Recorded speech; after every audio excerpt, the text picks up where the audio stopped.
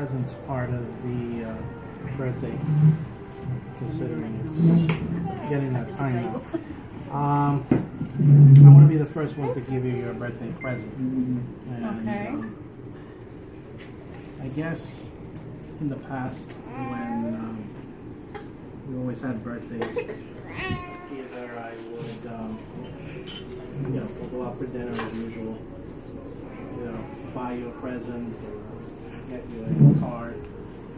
I kind of wanted to do things a little differently this year, so I actually prepared a speech for you. A speech? Yes, a birthday speech. Want to get up?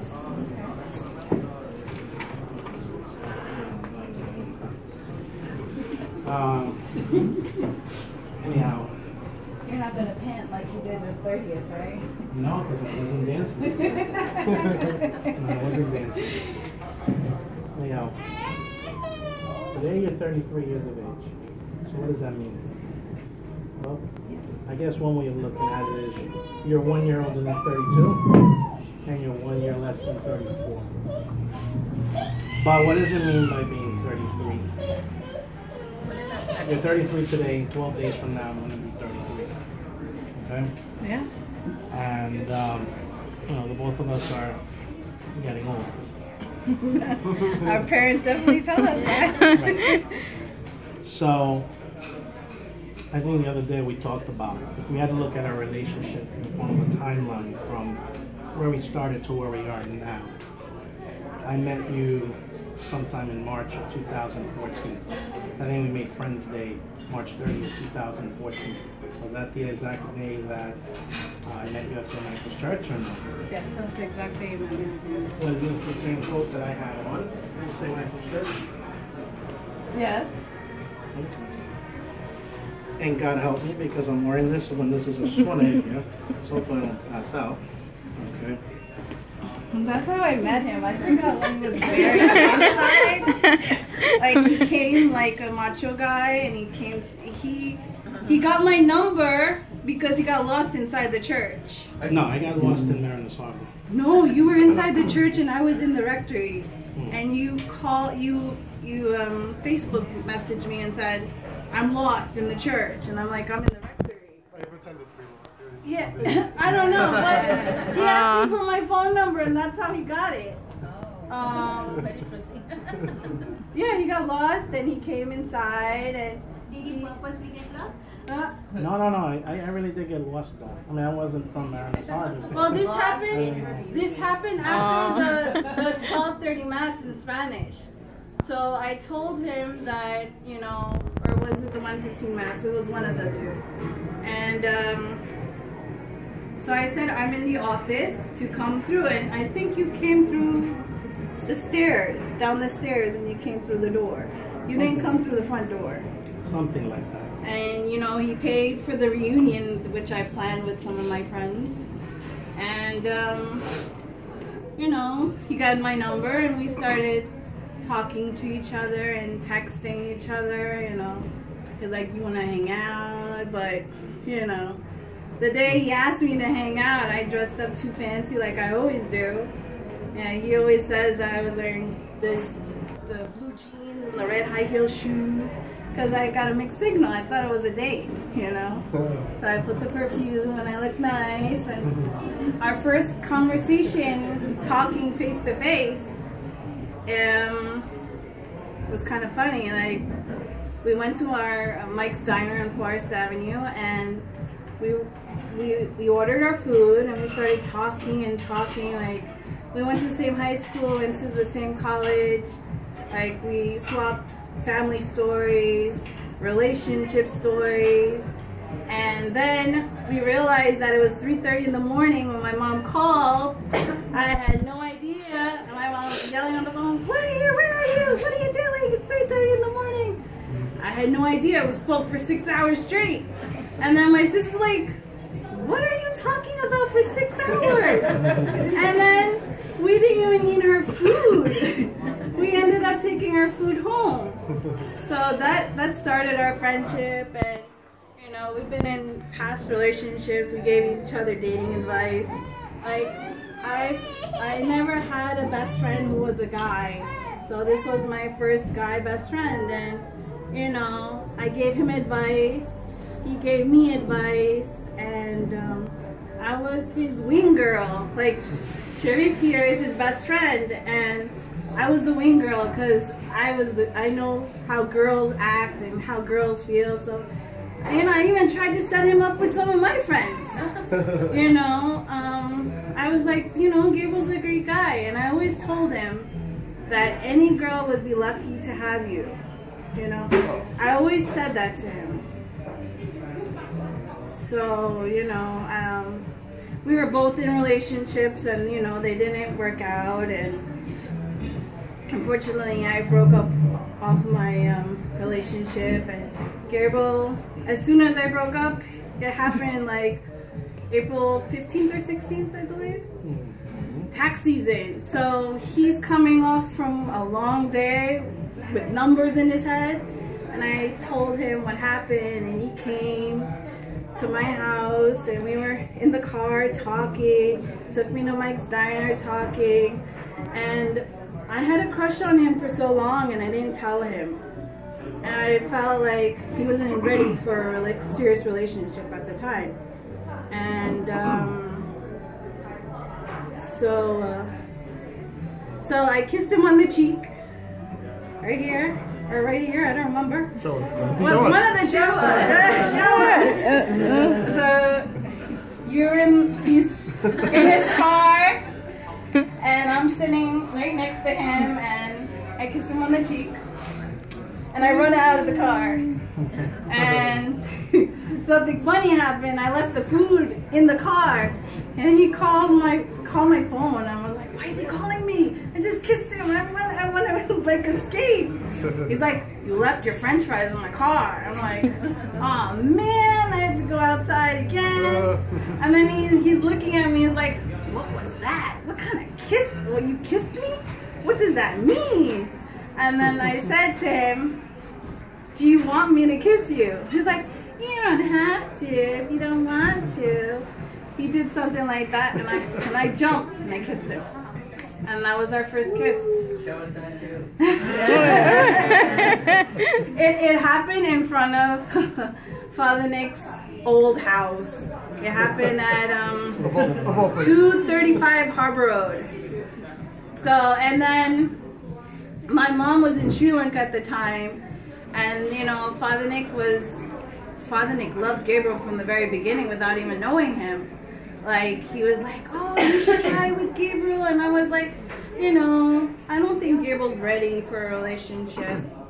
And, you know, and then I told Father Nick, and he was so happy, you know. He said Gabriel's a great guy. He called my mom, and he's like, oh, Errol and Gabriel are dating. And, you know, I had a curfew at midnight. And whenever I went out with Gabriel, I didn't have a curfew. We could come home at 2, 3 o'clock in the morning. And my mom and Father Nick were like, you know, they didn't really care. They trusted Gabriel with wholeheartedly. You know, they trusted him. And he's like, hey, Errol's with Gabriel. She's in safe hands. Nothing, you know. So I love that. So I had feelings for him before he had feelings for me. But, you know, I think how we actually made it official was, we went to a High School Musical. I forgot what the name of it was. No, we went to the Coco Cabana on May 3rd. No, but before that, we went to Port Richmond High School and we saw a musical, the salsa musical. That's what made us go to the Coco Cabana. And then he drove me all the way to the city after the show. I think, I forgot the name of the show. So he took me there. We were dancing, and I was nervous because I'm not really good at salsa dancing. He's my teacher. He teaches me, and we're in his car, and he's like, I can't say I like you because I love you. That's what he said. And he said, would you be my girlfriend? Just like that in the car. And that happened on May 3rd, 2015. So we've been together for over 3.5 years, or yes, 3 years and 7 months dating. So, you know, next year makes 5 years as best friends, you know. So yeah, we've had an interesting relationship. Yeah, I love you very much. And that's a I talk too beautiful much, story. I'm sorry. But I really prepared to speak. Okay, I'll listen. Alright, I won't cut you off, I promise. No, no. Okay. But I will start again though. Okay. So, as I said, I prepared a birthday speech for you. Today you're 33 years of age. What does that mean? It means you're 1 year older than 32, and you're 1 year less than 34. But it also means that the both of us are getting much older. Okay? And I look at life like the movements of a clock, as I've always said. It always goes forward, it never goes backwards. And it never stops. Life evolves and things evolve. We first met March 30th, 2014. If you look at our relationship in a time span from March 30th, 2014 until now, a lot of what you said is absolutely correct. March 30th of next year, we've been friends for 5 years. On May 3rd, we'll be boyfriend and girlfriend for 4 years. And these are just not numbers. These are things that have a significant meaning and a significant purpose. How did we get here? And, you know, I think, like you mentioned, you know, the both of us, you know, we have a past. You know, I'm sure everybody has a past relationship that didn't work out. But I've always been a firm believer that no matter what bad things happen, something good comes out of it. So sometimes these bad relationships or whatnot, they're just building blocks to help make us a better person and sort of teach us things about life, so that when the right person does come, you have a better appreciation when that person comes. I think many times I've said in the past that God writes a book of our life. And I think you've mentioned, why didn't we meet in high school? Why didn't we date in high school? Perhaps we could have avoided all the bad relationships we've had.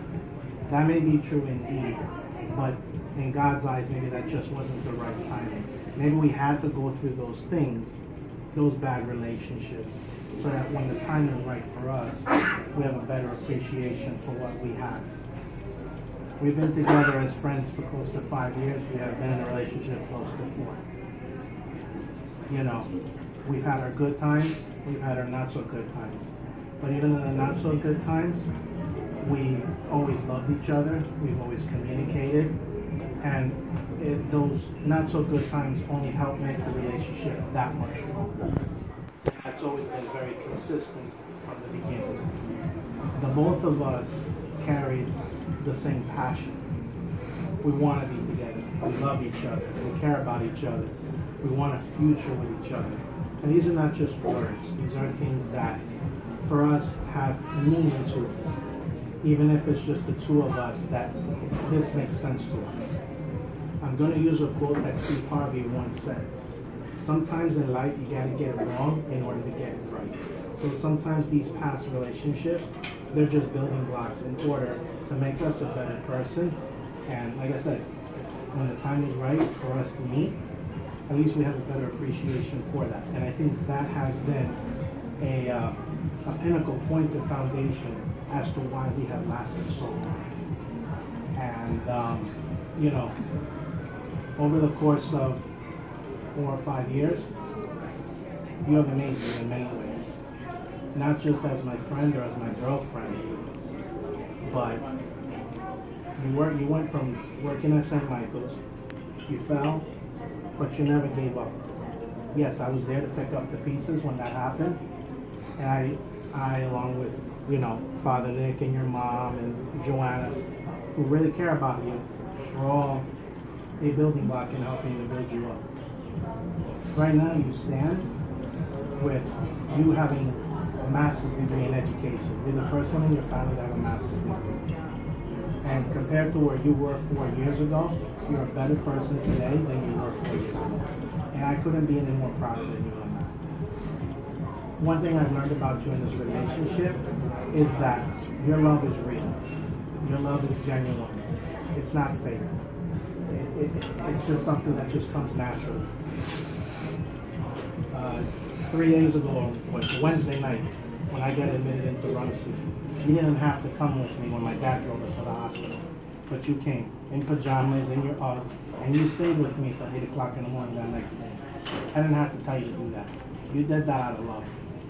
And these are things that, that's just one of many examples that I could speak of. You're an amazing woman, and as I've told your mom and Father Nick in the past, and I've told my parents, there is no other hero in the world. You're it. And the longer I'm with you, and the longer that I get to see the beautiful aspects of who you are, it only confirms my initial notion that I made the right decision and asked you to be my girlfriend on May 3rd, 2015. I love you with all my heart. And I think that, you know, I couldn't think of a better way of showing you how much I love you, to show you how much this relationship means to me, to show you how this is not a game, you know? It never was.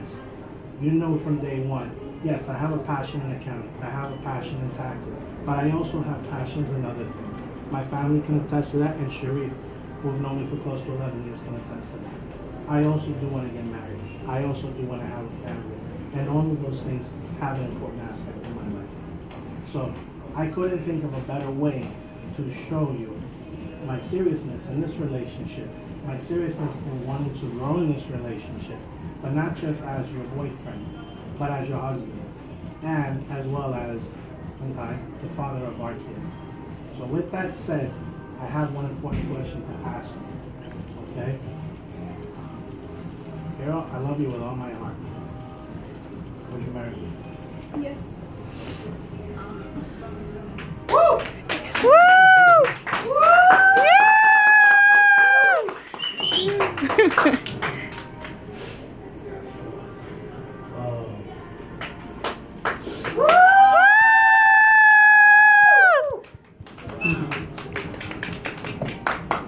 Aww.